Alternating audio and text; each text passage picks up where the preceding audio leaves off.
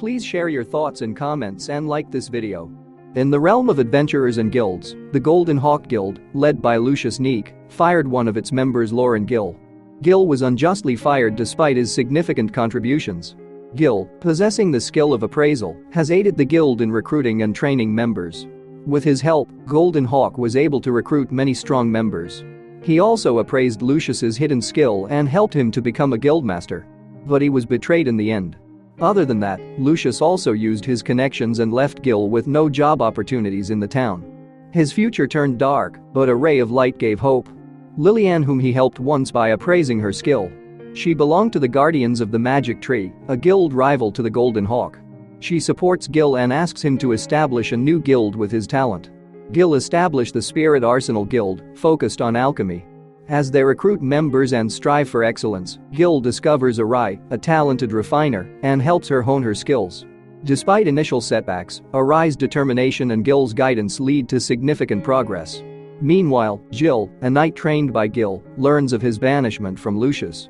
She was one of the top performers of Golden Hawk, and Lucius lied Gil left the guild voluntarily. Jill knew Gil was not that type of person and vowed to save him from any danger he was in. Meanwhile, the Golden Hawk Guild faces defeat at the hands of the Guardians of the Magic Tree in the dungeon conquest. Despite Golden Hawk monopolizing magic items, Guardians of the Magic Tree got supplied with new magic items by Gil's Spirit Arsenal. Without knowing that, Lucius thought there was a traitor in their guild. He vows to uncover the traitor and crush their enemies. At Spirit Arsenal Guild, Arai heard a loud noise and rushed to Gil's office. He assured her everything was fine, just a broken teacup. Arai disagreed, noticing Gil was overworking himself. He was handling his regular work, training 4 new hires, and conducting interviews.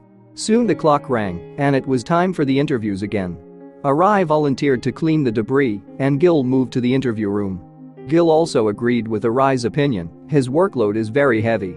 He needed someone with workshop management skills as replacement. He hoped the next interviewee would be suitable. The Spirit Arsenal had been making great progress like he wished, and just like he hoped, he came across a new applicant. His name is Linge Riles, an applicant for mineral mining. Gil saw potential in him as he had rank A in mining. But Gil was sure that Linge could shine even brighter by polishing. Linge had rank A potential in workshop, store and mine management as well. Gil offered him a job at Spirit Arsenal Guild with one condition. He wants Linge to work on workshop management. Linge hesitated a bit, and Gil assured him he would provide his full support in his new job. Linge never worked in management before, so he is not confident about it at all. But he agreed to do it due to Gil's insistence. Gil wasted no time training Linge, starting with explaining the work. Gil gives a magical accounting book to Linge. Gil was surprised as Linge already knew about the book, he had seen it in town before. Gil tells Linge to write his name in the accounting book, it was the best way to practice. When Linge followed the instructions, the numbers in the book floated magically in the air. Gil confirmed that Linge didn't know how to use that book. This special item can calculate expenses automatically, but the user needs to have workshop management skills to use it.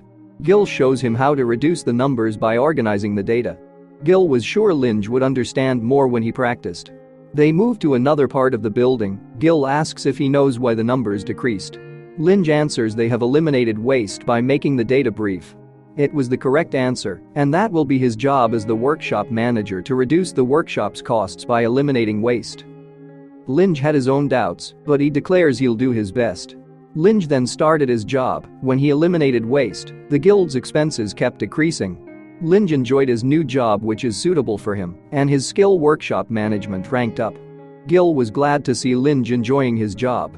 The next day, Lilianne invites Gil for tea to celebrate their victory in the dungeon conquest against the Golden Hawk. They also achieved first place in the number of monsters defeated. Lilianne contributed the success to Gil for providing them supplies. She thanked him for his help, and Gil is also happy to hear this news. Then Gil inquired whether she found a new mine and confirmed that. He wanted to use ores that they got from there. This is a perfect opportunity for Lilianne, since she wanted to order some gear from Spirit Arsenal.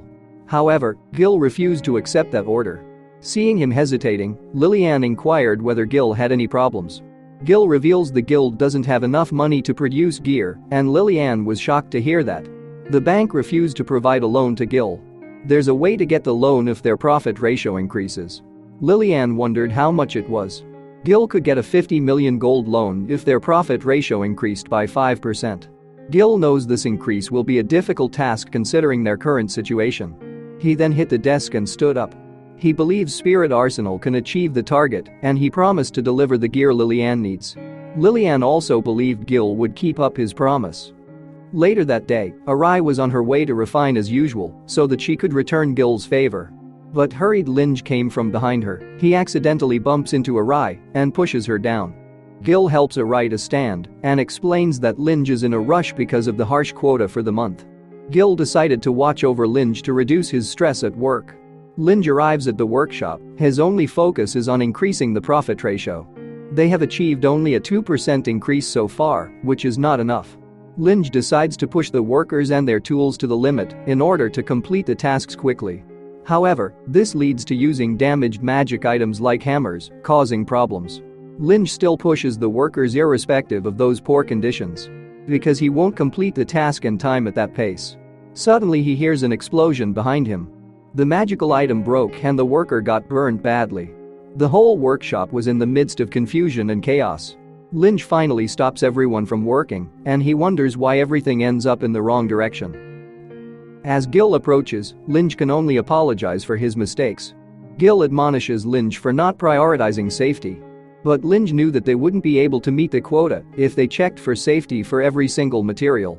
Gil understands the pressure on Linge to meet the 5% profit increase. In a gentle voice, Gil tells Linge that he doesn't need to achieve the 5% goal right away. He believes in Linge's talent and asks him to be patient and believe in himself as he grows. He was sure that they could achieve more in the future like that. Linge's eyes widen as he understands. After hearing Gil's encouragement, he excuses himself. He decided to take things at his own pace, so he was determined to not make any mistakes like last time. Seeing Linge like that, Arai was worried, but Gil tells her not to worry about that. Gil was sure Linge would understand his hints. Linge instructs the workers while reminding himself, don't rush, be patient. But the work took too much time. He wondered whether it was okay to take it slow. Suddenly, Linge sees good results in the magic accounting book after checking every material thoroughly. The work's progressing fast compared to before. Linge understood that only a sharp knife can cut more trees than the blunt one. He decided to check every material to make sure the workshop is safe. Finally, Linge understands how to work efficiently. Suddenly, Linge's eyes became blurred for a moment. After his sight came, he saw things that weren't there before. Numbers flowed around the workshop, like in the accounting book. This happens because Linge's workshop management skill ranked up.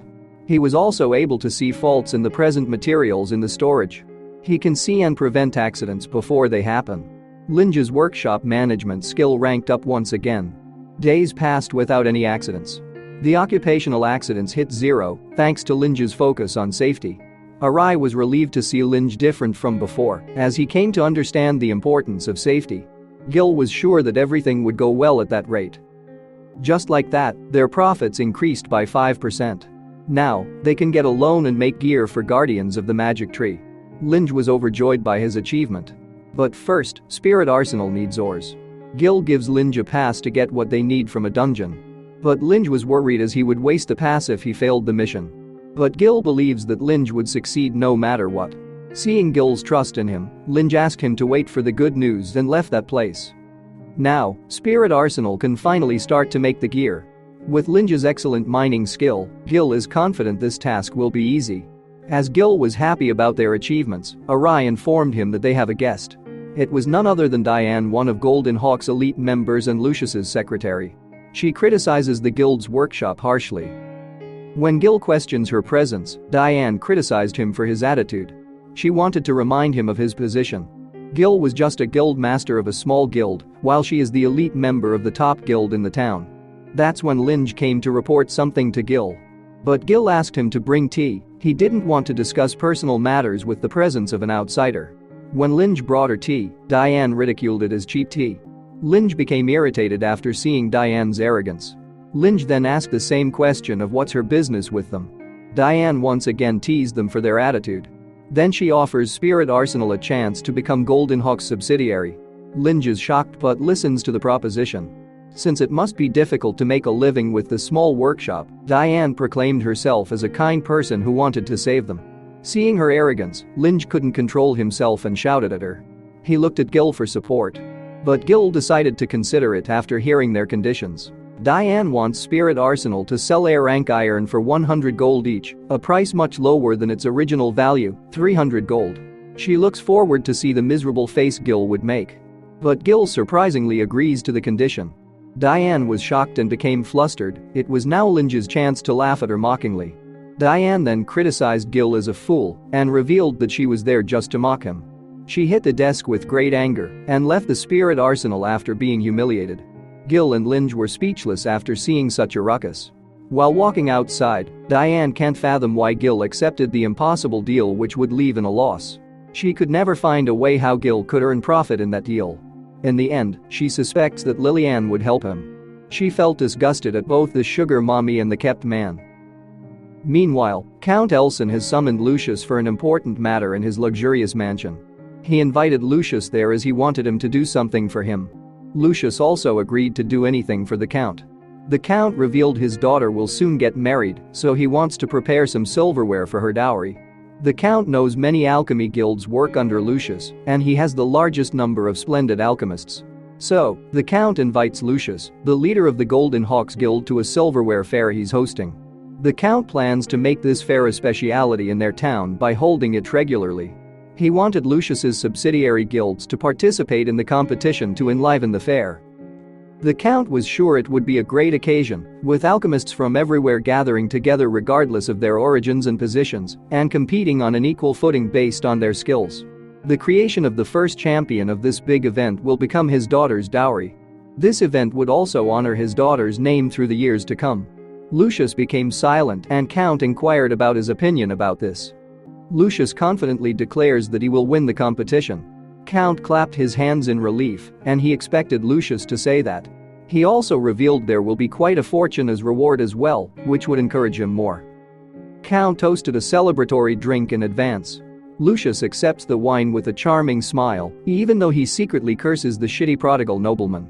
He wanted to play along with it because it's a good chance to show his power in the town. He was sure Golden Hawk would undoubtedly make the best silverware.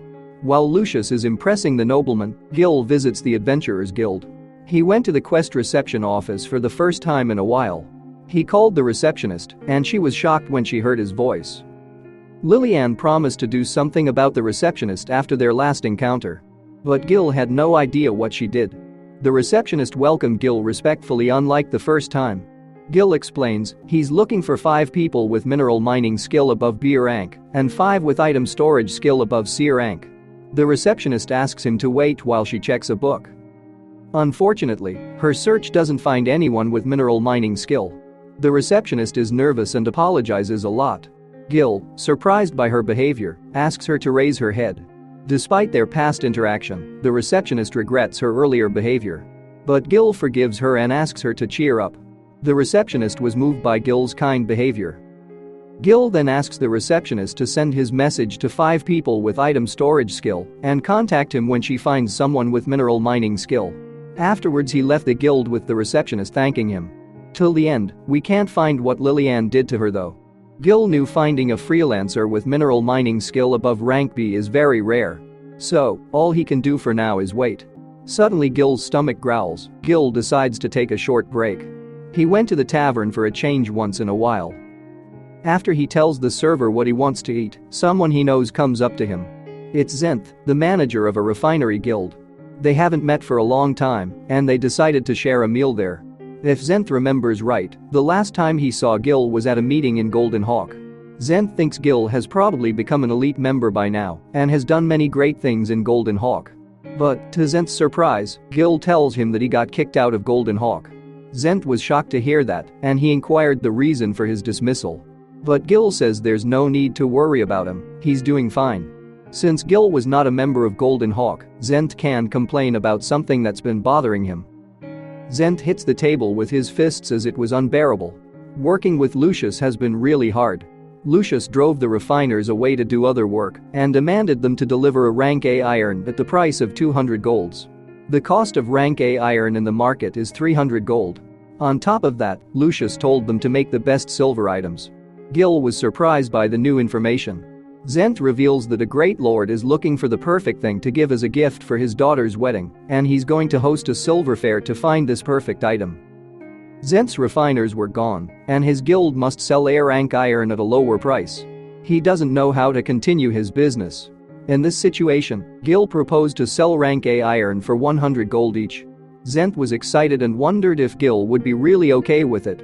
In exchange, Gil asked Zent to lend him 5 employees with mineral mining skill above B rank. The guild manager happily agrees to Gil's offer. It's a deal that will benefit both of them. Zent wonders if there's a bigger reason behind this agreement, but he still vows to help Gil in any way he can. They shared drinks to celebrate their successful cooperation. After some celebratory drinks, Gil walks through town, drunk but relieved to have secured manpower. He moved another step forward. Then Gil notices a hooded girl selling flowers. That kid looks too small to be a salesgirl, and her voice is also too thin.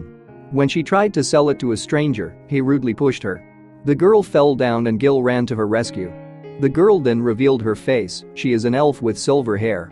All of the flowers were scattered, and Gil helped her to pick it up.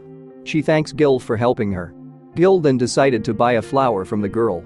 But she gave it to him for free. She smiled brightly as it was her gratitude for his help. Gil then inquired her whether she liked her current job. Looking at her expression, he could say that she hated it. Gil reveals that his skill can discover people's talents. He offers to appraise her talent in return for her flower. She shyly accepts Gil's offer. Gil started to appraise her and wished for her to have the best results. To his surprise, her skills are exceptional. He wondered about the identity of that kid with a huge shock. The girl's status shows she has S-rank potential in silver crafting and enchanting. She also had A-rank potential in product design and material development. But the alchemy skill is supposed to be the elves' enemies, the dwarf's skill. This girl shouldn't be able to learn these skills, but she has them. Before Gil can ask questions, the girl's mother arrives. She introduces herself as Sils, and she also had silver hair. Gil reveals himself as an appraiser of an alchemy guild. He also found that the girl had learned many alchemy skills, such as silver crafting. Sils was surprised by Gil's finer results in a short time. Gil then asks Sils about where the girl learned the skill. Sils also likes to talk with Gil about her daughter's skills. She then invites Gil to their home to discuss about it further. She also revealed her daughter's name, Chile. Sils then began the long story behind her daughter's skill. She reveals Chile used to live in a dwarf's cave, which surprises Gil because dwarves are enemies of the elves race. That hostility became the reason why Chile learned alchemy. Not long ago, they were at war with a group of dwarfs. It grew more and more serious, and a lot of blood was split. During the war, her child was captured by a dwarf. They treated her as a prisoner. It was probably because they couldn't leave her there, they started to let her do alchemy work. The skills she has are a result of this forced learning due to the war. Sils and her husband find Chile's abilities detestable, but Chile loves alchemy despite the circumstances. Sils turns to Gil, an expert, for advice on how to handle this situation. Gil closes his eyes and thinks before he speaks. He then asks Sils to change her way of thinking. Instead of considering Chile's skill as a scar, Gil asked her to consider it as a great treasure. Sils was mad about that, and she shouted at him angrily. Gil explains, even though Chile got her powers from a bad past, there's a light hidden in her gift that can dispel the darkness. Gil reveals Chile has the potential to be an S-rank alchemist. Sils was surprised to see a high-rank grade skill, and Gil doesn't want to waste such a great talent. He requests Sils to leave her daughter in his care so he could take good care of her and grow her talent. Sil was speechless after hearing that. At that time, someone entered the room and dismissed Gil's claim as some nonsense.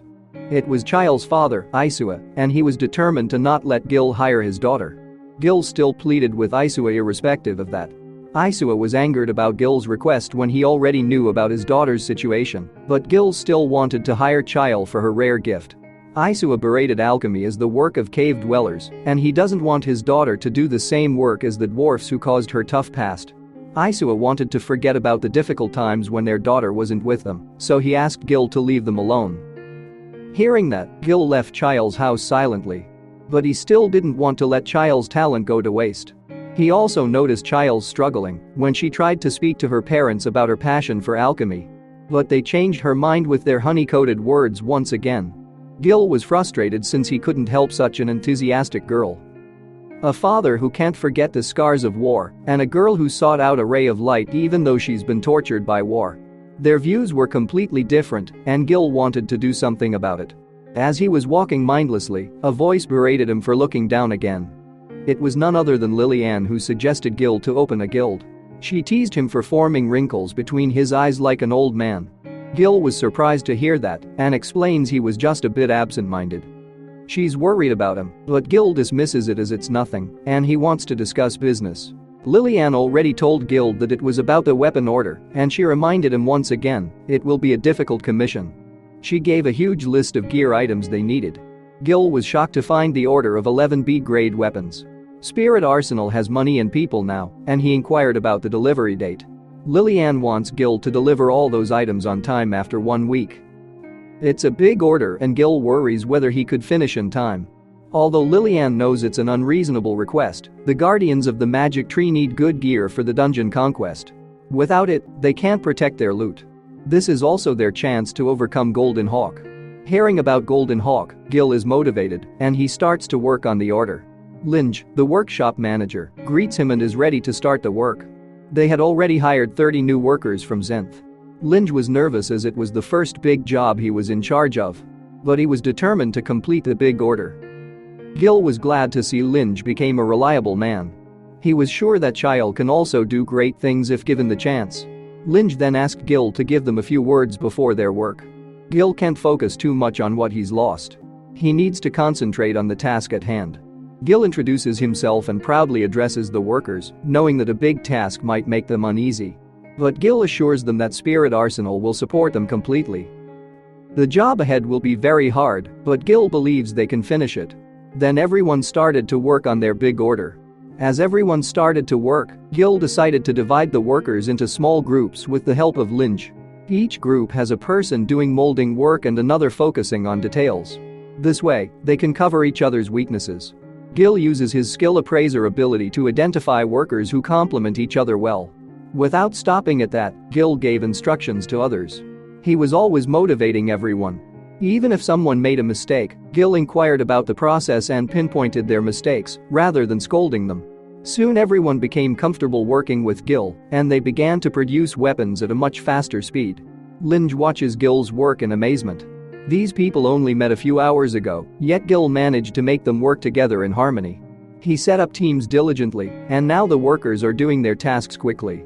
They've become efficient in a short time. Linge is confident they'll finish the large order at this pace. The workshop is busy every day. Everyone is focused on finishing the job. Finally, the weapon order was completed just before the deadline, and everything had been loaded onto a wagon. Gil thanks the workers, even though they're too tired to hear him properly. Linge urged Gil to get on the wagon so they could deliver the weapons on time. Soon, the wagon departed, and Gil was eager to deliver the weapons to Lilianne at once. At the town plaza, many people cheered for the members of the Golden Hawk who were leaving for the dungeon conquest. One member notices Lilianne standing there and mocks her. Good luck, no weapon guild. They used their connections and cut the supply of weapons to the Guardians of the Magic Tree. Lilianne tries to control her anger. Even though her team members felt uneasy, she trusts Gil and Spirit Arsenal to succeed. She then hears a whisper of a crowd about a large wagon. Lilianne realizes it was Gil and was happy as they made it on time. Gil apologizes for making Lilianne wait and draws the cloth over the wagon. Lilianne comrades were happy to see new weapons there. Gil shows them the new weapons, shields, swords, staffs, and more. Lilianne was speechless as every weapon quality seems to be on top tier. She thanks Gil for delivering on time and promises to repay the favor someday. But Gil tells her not to say that. He remembers how she helped him after he got fired. She was the one who helped him out when he was feeling down. If it wasn't for her, Gil wouldn't be in that position right now. He was thankful for her help all this time. Together, Gil wanted the Guardians of the Magic Tree and Spirit Arsenal to create the best future. Lilianne looks at Gil with affection. She's filled with hope because of him and is determined to strike a counterattack and make it to the top in the dungeon conquest. Both of them departed from that place with determination of defeating Golden Hawk. Please like and subscribe to know whether they really succeed in their revenge against the Golden Hawk. Share your thoughts in the comments.